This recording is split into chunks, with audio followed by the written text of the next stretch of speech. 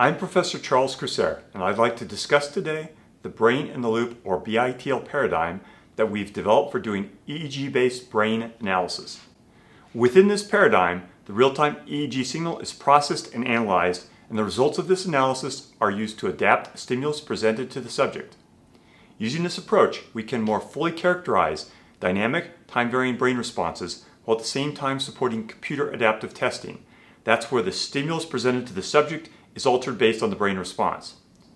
To implement our BITL system, we use the OpenBCI framework, which allows us full access to the real-time data stream and is easily customized.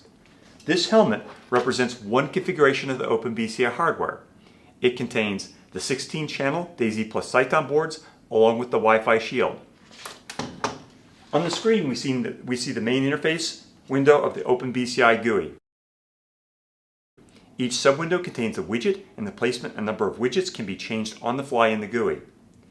To show how the OpenBCI framework can serve as the foundation for our BITL system, I have written some widgets that analyze the real-time EEG data stream and alter various perceptual stimuli.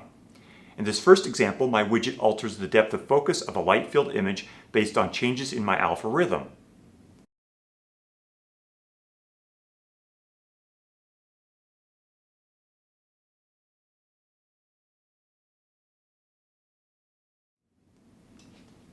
The next widget plays back recorded audio and superimposes noise onto that playback.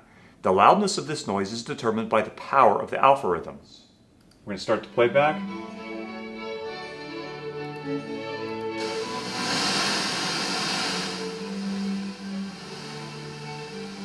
The noise here is varying with the level of alpha rhythm.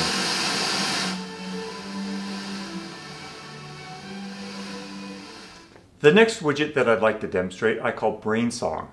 What this widget does is take the electrode powers from each of these electrodes and map them into different notes in various octaves based on which electrode has the highest power in which of the 5 basic frequency bands. This widget is mostly for fun, but it does illustrate our ability to synthesize audio based on the brain response. Okay, so now I'm going to demonstrate Brain Song. At the moment we just see the EEG traces. I'm going to open up my new widget. Now what this graphic is showing us, it's showing us which electrode at a given time has the high power in a given band, and the color denotes which band the high power is in. And depending upon what that mapping is, that maps into a song, if you will, with up to 5 different voices, depending upon how many electrodes are active at a given time.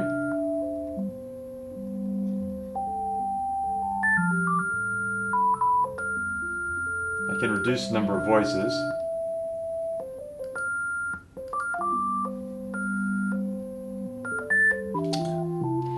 So what this demonstrates is the ability of this framework to translate EEG rhythms into sounds.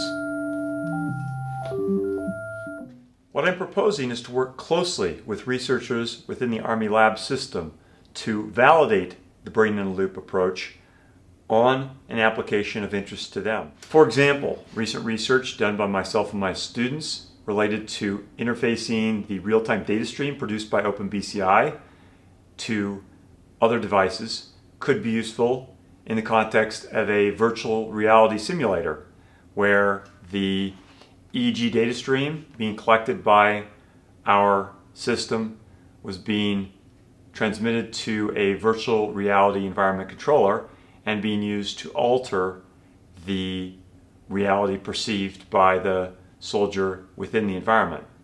That's just one example, of course. There appear to be many possible examples within the interests of the Army where this technology could possibly play a role. Within the ARLHS campaign, such areas might include robust human and machine hybridization, multifaceted assessment of soldier variability, and augmentation. Within the analysis and assessment campaign, areas 7B and 7H are candidates. Thank you for taking the time to view this video, and I very much hope that you will select this project to move forward in the competition.